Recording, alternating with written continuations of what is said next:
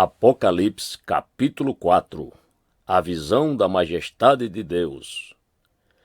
Depois desses acontecimentos, observei uma porta no céu, e a primeira voz que eu ouvira, voz como de trombeta, falando comigo, chamou-me: sobe até aqui, e eu te revelarei os eventos que devem ocorrer depois destes.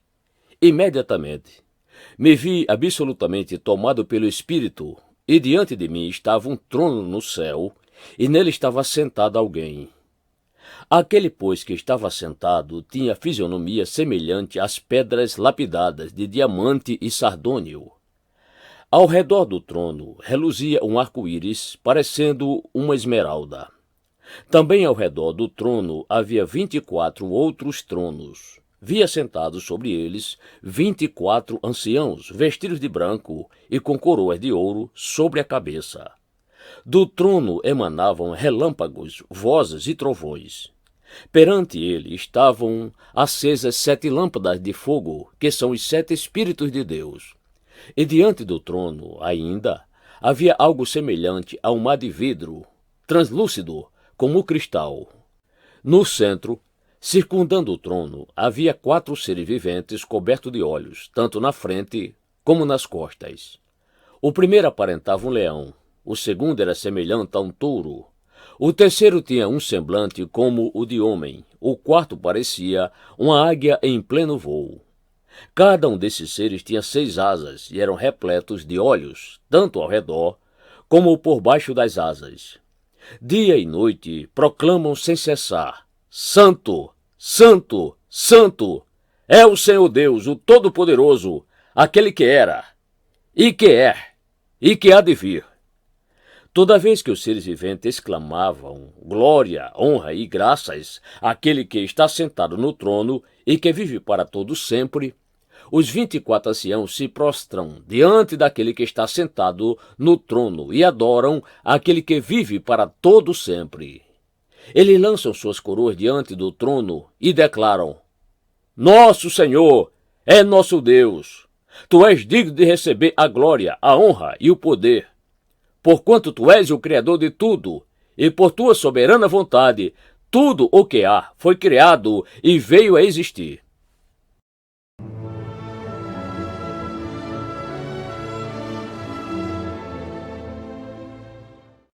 Apocalipse capítulo 5. A visão do livro do Cordeiro. Então observei na mão direita daquele que está sentado no trono um livro em forma de rolo, escrito de ambos os lados e selado com 7 selos.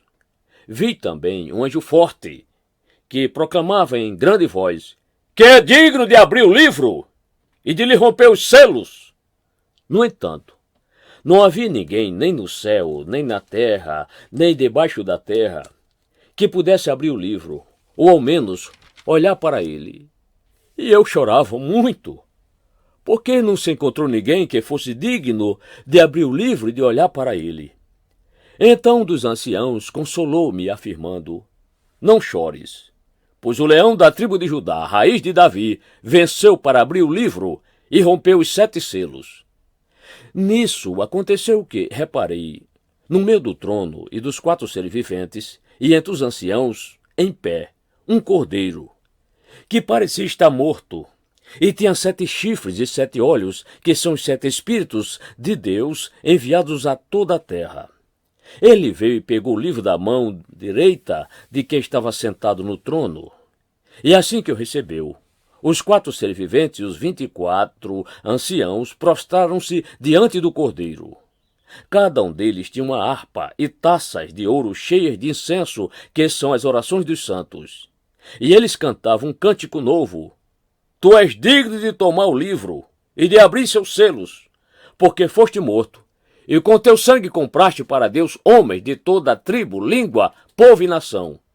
Tu os constituíste reino e sacerdotes para o nosso Deus, e assim reinarão sobre a terra.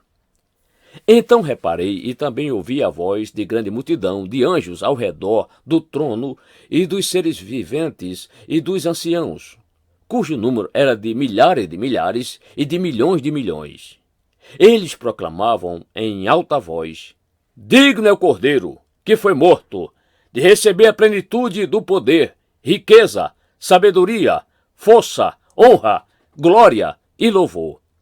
Em seguida, ouvi todas as criaturas existentes no céu, na terra, debaixo da terra e no mar, e tudo que neles há, que exclamavam: ao que está sentado no trono e ao Cordeiro, seja o louvor, a honra, a glória e o domínio pelos séculos dos séculos. E os 4 seres viventes bradavam: Amém!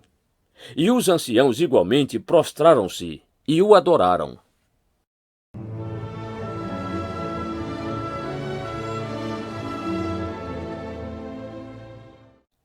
Apocalipse capítulo 6. O Cordeiro abre o primeiro selo.